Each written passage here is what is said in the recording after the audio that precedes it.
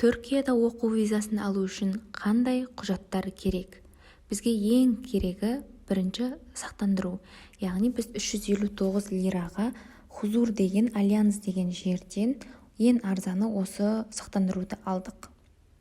Одан кейінгісі бізге керегі ол тұратын жерден анықтама. Яғни жатақханада тұрсаңыз, жатақханадан, пәтер болса пәтерден аласыз. Келесі универден анықтама, қай уақыт аралығына келгендігі жайлы және де универге қабылданған жайлы керек болады.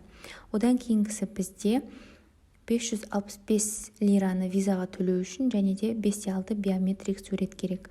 Паспорттың алғашқы беті мен Түркияға кірген кездегі печатты ксерокопия, яғни көшірме жасап, сол 5 құжатты өткіземіз.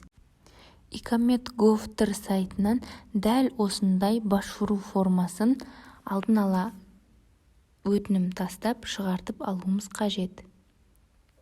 Жалпы Түркияда дәл Қазақстандағы сияқты құжат жағынан ұзақтау уақыт алуы мүмкін, сондықтан бұның барлығын ертерек алдын ала дайындаған жөн.